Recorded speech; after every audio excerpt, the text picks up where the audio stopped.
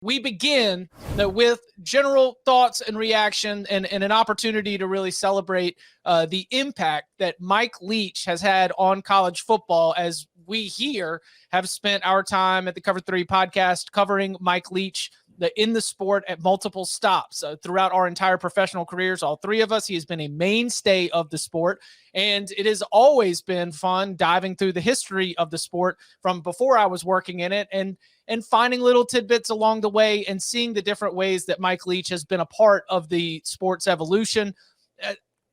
He died at the age of 61. He has been celebrated throughout, whether it was on social media, whether it's from some of the comments that we've seen from across the college football landscape.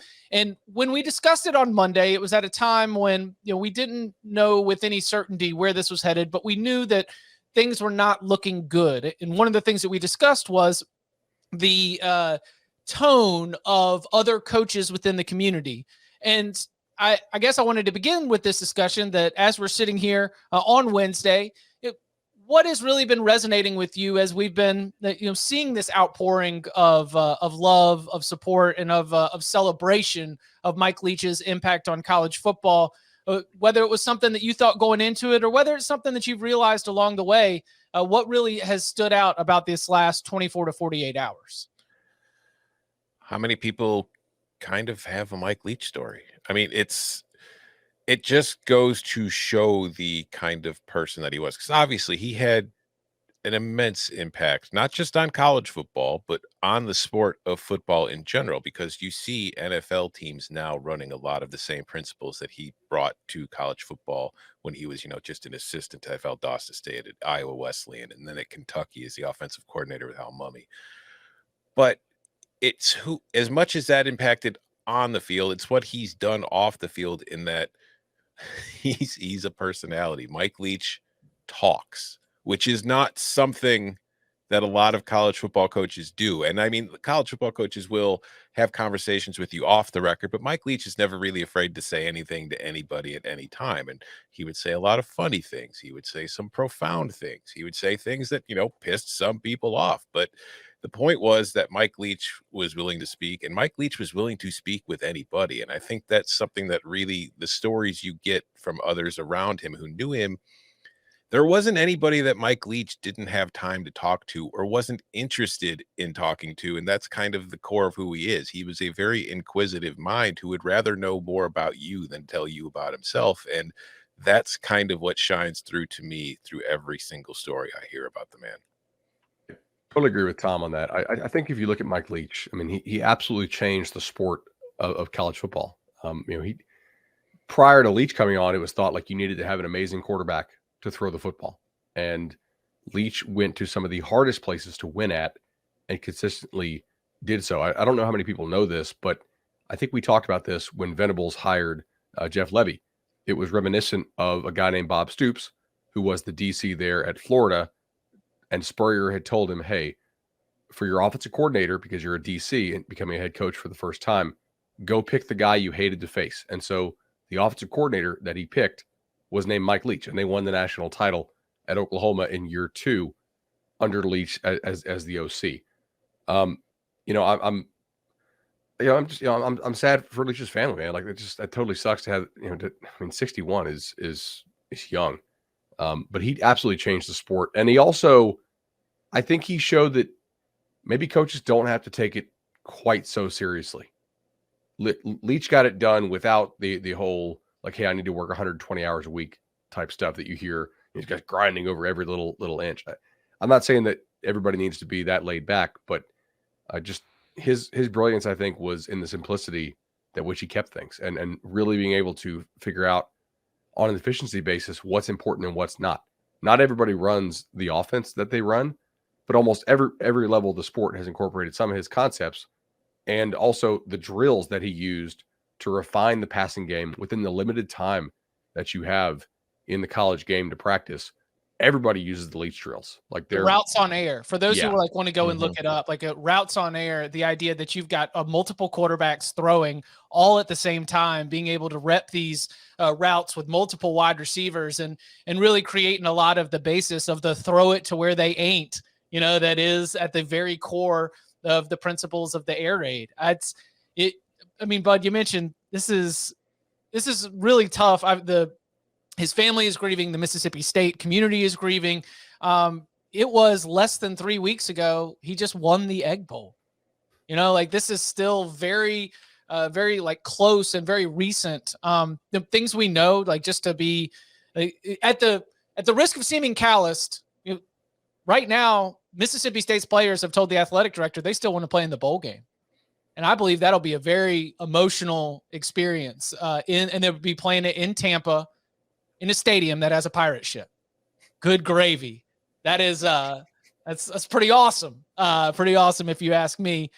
So Mississippi State, under the direction of defensive coordinator Zach Arnett, will be doing that. So I thought a lot about why so many coaches have been just like very expressive about, their feelings about Mike Leach.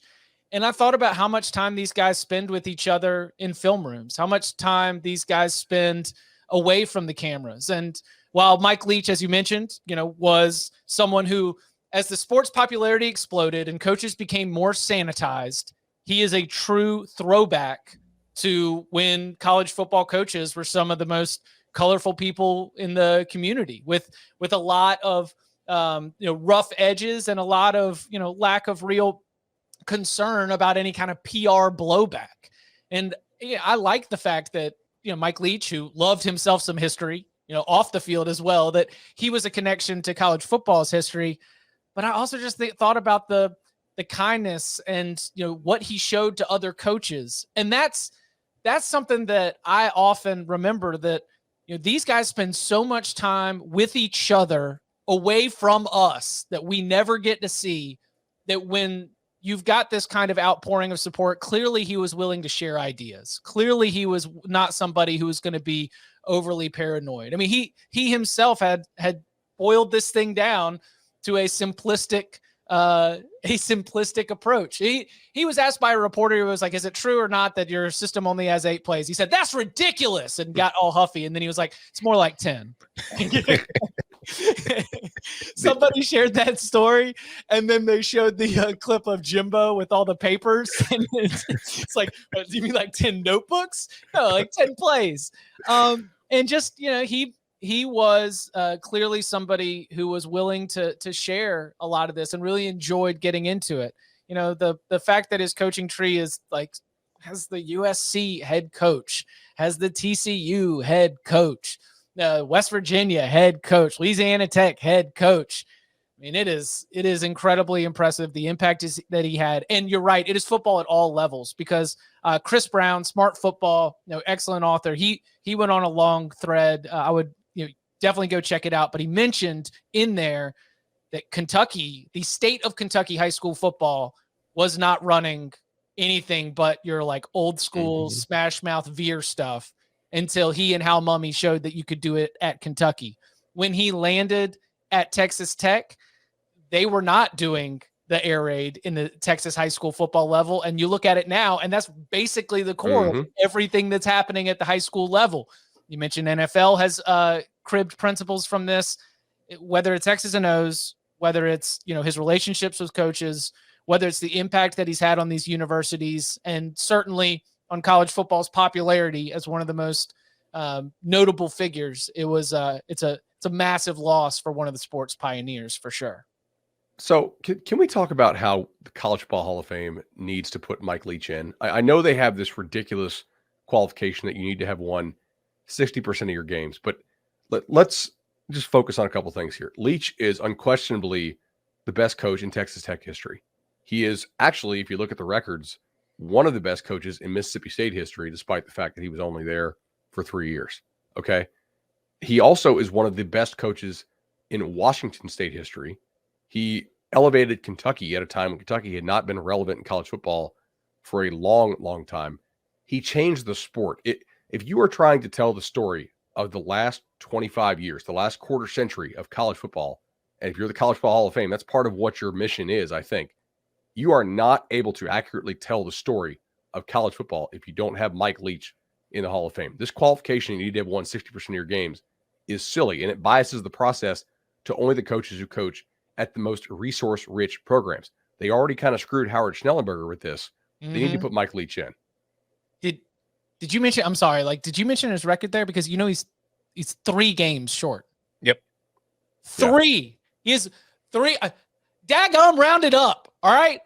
Let's just round that thing on up. It's 60%, but I think that I would. How about this? National Football Foundation. Your job is to tell the history of college football, to enshrine it forever, so that when the aliens come down and everything is wrecked, there's a place where they can understand what college football is. By the way, Mike Leach has said on the record that he does believe in aliens, but he does not think they are necessarily tiny green men. Why? I mean, God created this earth. Why not other universes as well, says Mike Leach. So he does not believe in Bigfoot, though, at least not on Earth.